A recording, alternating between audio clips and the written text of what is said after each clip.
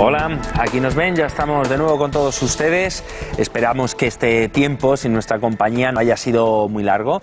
Para cortar la espera, a lo mejor es estar ocupado, buscar algo para llenar aquel mientras tanto. Pues bueno, ya sea un hobby, una actividad para combatir el aburrimiento. Sin embargo, hay ocasiones que, por mucho que uno se empeñe, no hay nada que hacer. Bueno, o sí. Siempre podemos consultarle a Rafael Santandreu. ¿Qué tal? Buenas tardes, bienvenido. Buenas tardes, muy bien. Bueno, como ya sabrán muchos de ustedes, Rafael Santandreu es psicólogo y es el autor del super éxito literario El arte de no amargarse la vida. Hoy está con nosotros para enseñarnos a evitar que el aburrimiento nos amargue el día a día. Lo dicho, Rafael, yo creo que al principio habría que diferenciar, ¿no?, entre aburrirse y ser aburrido, porque serán, supongo, dos cosas diferentes. Sí, bueno, es diferente. Aburrirse es una emoción, es un hecho que nos sucede a todos de vez en cuando, mucho o poco, pero es inevitable. Y como veremos a lo largo de esta charla, es bueno, forma parte de la vida y es bueno que nos aburramos. Ser aburrido pues es una cualidad personal. De todas maneras, habría que decir... Una cualidad, un defecto, ¿no? Sí, pero en todo caso hay que decir que tampoco pasa nada. A veces parece que en nuestra sociedad es necesario ser perfecto, ser extrovertido, tener muchos amigos, llevar una vida muy emocionante, no aburrirse nunca, no ser aburrido en absoluto. Bueno, oye, lo importante en esta vida es ser feliz. Por lo tanto, ser aburrido, un poco aburrido, no pasa nada.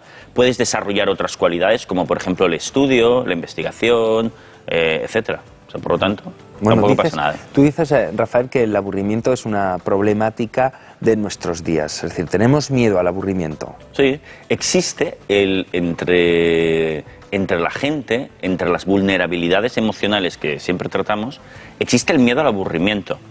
Y no es un miedo baladí, ¿no? Provoca muchos problemas. Es un miedo irracional que provoca muchos problemas. Por ejemplo, todo el tema de las ludopatías, o las conductas adictivas, o la adicción al sexo, a las máquinas, al juego. Gran parte de esos problemas proceden del miedo al aburrimiento. Cuando las personas hacen eso, lo que pasa es que salen de trabajar, tienen una tarde por delante y les coge cierto pánico a no tener nada que hacer. Y corren a la solución más rápido que encuentran, que al final acaba siendo muchísimo más aburrido. Y luego también a veces tenemos relaciones personales con personas que a lo mejor no nos convienen, pero tenemos miedo a aburrirnos, a quedarnos solos y aburrirnos. Actividades, personas que no nos interesan. Y a veces no nos atrevemos a llevar a cabo proyectos personales como viajar o irnos a vivir a otra ciudad o no vaya a ser que esté allí fuera de mi círculo que yo controlo y me aburro. O sea, que el aburrirse parece que no, pero provoca problemas a nivel práctico. Que aburrirse significa tener que hacer algo con uno mismo. Es decir, es que no sé qué voy a tener que hacer y no quiero estar conmigo, no quiero... Te lo dicen en la consulta a ti. Sí, eso. Sí, pero lo que nosotros hemos de dejar claro es que aburrirse, primero, es absolutamente normal y aburrirse es muy bueno. Te iba a decir, incluso dices que es bueno, ¿no? Sí, mira, hay que pensar que todas... Primero hay que decir que la problemática del aburrirse, que si tiene alguna emoción negativa, es muy pequeña. Es como si te pica un poco aquí en el brazo, pues te rascas y ya está. ¿No? Es una emoción muy leve. Si nosotros lo sufrimos mucho, es porque la hacemos grande nosotros, diciéndonos, no lo puedo soportar, tendría que estar divirtiéndome, la gente de éxito no se aburre nunca, y cosas por el estilo. O yo tengo un problema personal por el cual tengo que estar siempre activo. Por lo tanto, si yo no me digo estupideces, el aburrimiento es una cosa muy suave que casi no importa. En primer lugar. Y en segundo lugar, como bien decías, Marta, el aburrimiento es bueno. ¿Por qué? Fijaos, las grandes obras de la humanidad han surgido del aburrimiento. Cervantes escribió el Quijote seguramente porque se aburría allí en esas tardes de Sevilla, donde vivía en aquella época. Y entonces se le ocurrió, oye, mira, una historia sobre un caballero andante especial y de ahí sale toda una historia maravillosa. Es aquel easy, ¿no? Claro, easy. Fíjate, y con eso es la literatura, el arte, cosas maravillosas, salen de ese estado de tranquilidad en el que podemos estar cuando no hacemos prácticamente nada. Entonces, el aburrimiento es muy benéfico. Primero, no ha matado nunca a nadie. Segundo, es muy benéfico. Entonces, la lectura que debemos hacer nosotros es esa sobre el aburrimiento y negarse a decir tonterías sobre el tema. Bueno, dices que también el aburrimiento no goza a lo mejor ahora de buena salud, pero en otras épocas no ha tenido tan mala fama, ¿no? Es lo que tú estás contando. Sí, esto me recuerda que, por ejemplo, en los años 50, los italianos, que tienen sabiduría de vivir, inventaron una palabra que era el dolce far niente, que era el estilo de vida, un estilo de vida relajado, artístico, al que se daba pues la burguesía del país en aquella época, y se dedicaban, fíjate, a esto, sobre todo a cosas artísticas. Pero fíjate, lo llamaban dolce far niente. Y es que hacer nada, aburrirse, si tienes una buena predisposición hacia ello, es dulce. ¿No nos ha pasado, a casi todos nos ha pasado el ir algún verano a un pueblo o quedarte en tu ciudad sin mucho que hacer y de repente entras en la dinámica relajada y oye tú, y cada pequeña cosa, que hagas un paseo, o sea, ¿cómo lo disfruto? ¿Estoy armónico? ¿Me siento bien? ¿Qué hiciste aquel verano? Pues nada especial, pero estuve genial. Cogí un libro, por ejemplo, El Quijote, que nunca había pensado leer, oye, empecé a leerlo y lo disfruté y lo descubrí. Por lo tanto, el aburrimiento puede ser hasta agradable. Bueno, cuéntanos, Rafael, porque creo que tienes una historia de diván tuyo en tu consulta sobre el aburrimiento, ¿no? Sí, yo lo explico en el libro también. Yo muchas veces les digo a mis pacientes, así medio en broma, medio en serio, les digo que yo cualquier día de estos, yo me voy a retirar, voy a dejar de trabajar, me voy a retirar a mi despacho y a un diván que tengo en mi despacho de color amarillo, ¿no? Entonces yo me quedaré allí, me haré traer la comida de los bares y restaurantes de la zona y ya está, para el resto de mi vida. Pero nada, sin libros, sin televisor. ¿Y qué estaré haciendo? Pues mirar la pared, básicamente. ¿Y sabes la cosa más importante? Es que voy a estar muy bien. Porque es que si no te dices tonterías, si no te dices chorradas, si no te asustas a ti mismo, el ser humano necesita muy poco para estar bien. Y esto es el gran descubrimiento que nosotros hemos de realizar. Las personas podemos estar sin hacer nada y muy bien. Necesitamos muy poco para estar bien, ni siquiera entretenimiento. ¿Eso sería un poco el paso previo a la meditación? Porque también hace referencia a la meditación vipassana, ¿no? Que nos enseña a sosegarnos sin necesitar estimulación para nada. Cuéntanos ese método. Uno de los grandes objetivos de la meditación en general es que el ser humano aprenda que tranquilo, sentado, fijándote en tu respiración, por ejemplo, sin más, y no haciendo mucho caso a los pensamientos absurdos que te pueden venir, se puede estar de coña súper bien. En ese sentido hay un retiro que se llama Retiro Vipassana, es un retiro famoso entre los meditadores, que dura 10 días. En esos 10 días la persona que medita no puede hablar con nadie en esos 10 días y solamente está sentado durante todo el tiempo mirando el aire como pasa, fijándose en la sensación del aire que pasa por la nariz. Y yo tengo un amigo que es muy practicante de estos retiros, ¿no? Que se llama Kiko, lo saludo desde aquí. Y Kiko siempre me está diciendo, has de hacerlo, está súper bien. Él me dice, mucha gente que además meditan en casa 1 hora cada día y tal, no aguantan. Al segundo día se van corriendo de allí. Pero si aguantas, al cabo del 4º o 5º día te entra una gran paz interior.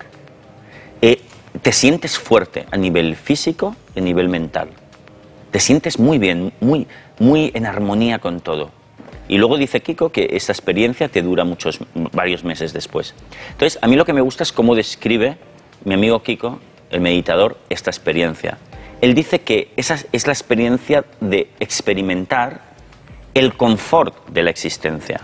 Es decir, que el ser humano, por el hecho de estar vivo, ya está súper bien. Siente un gran placer. Eso sí, si no te dices tonterías de que necesitas esto, necesitas lo otro, no puede ser.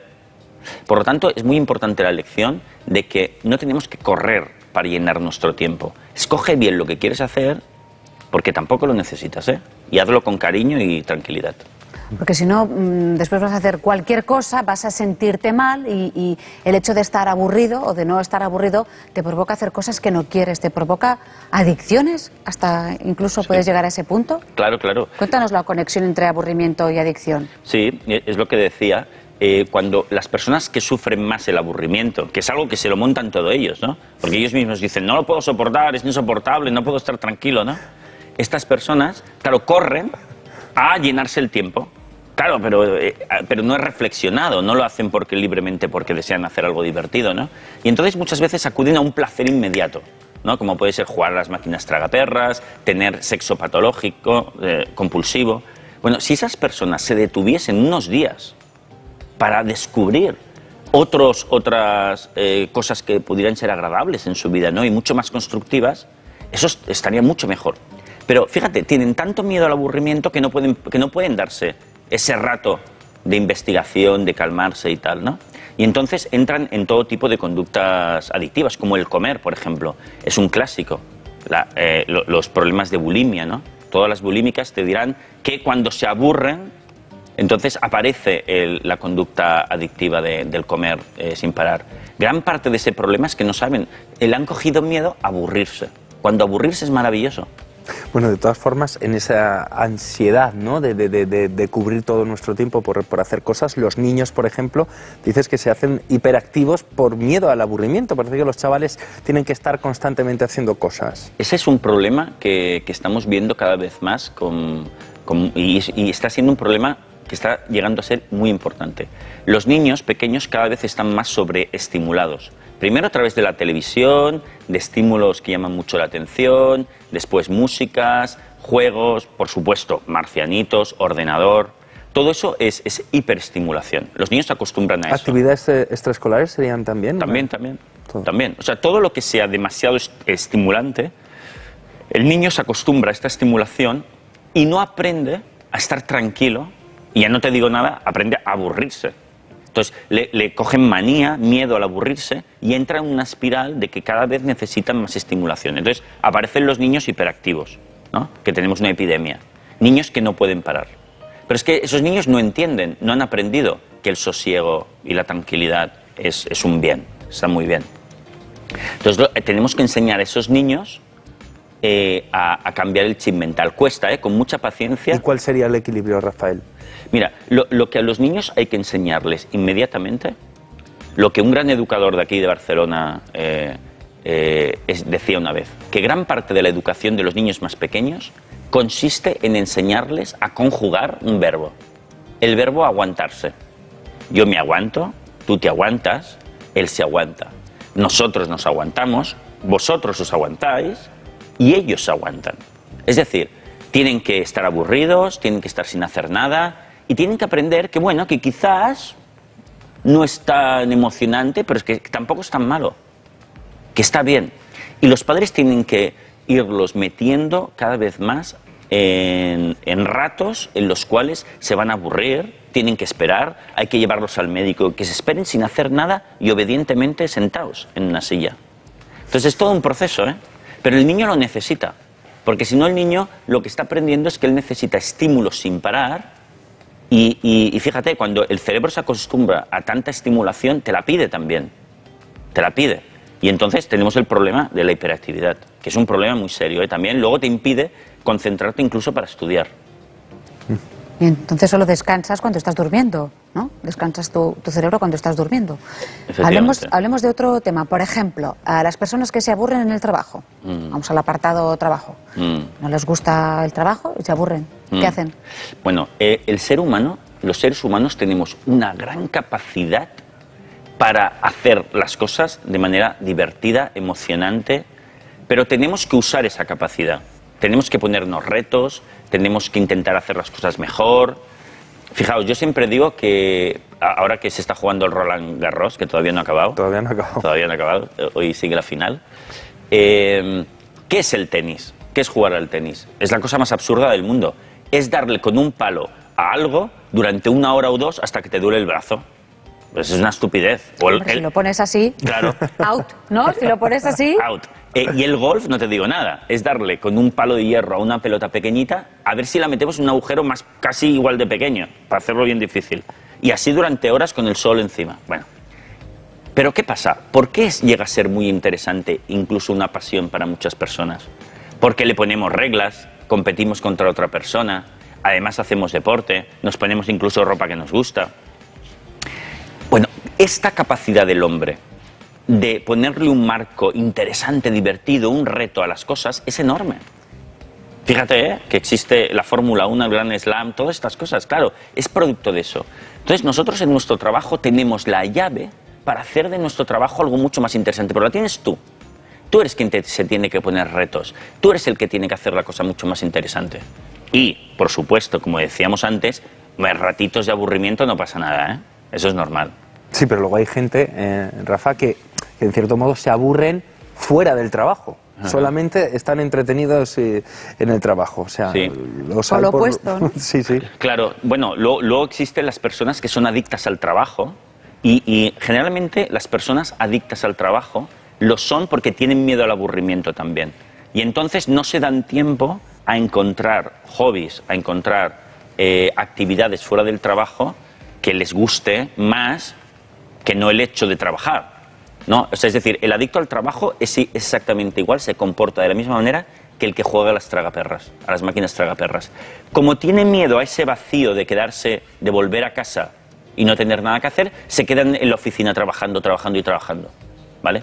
Bueno, es una solución, digamos, que mejor que en el caso de las máquinas tragaperras, porque al menos no pierdes tu fortuna, pero no hace que tu vida sea muy interesante, la verdad. Bueno, Rafael, un placer tenerte con nosotros. Hemos estado distraídos muchísimo. No nos hemos aburrido. No, para nada. Ya lo sabes, nos vemos el próximo lunes.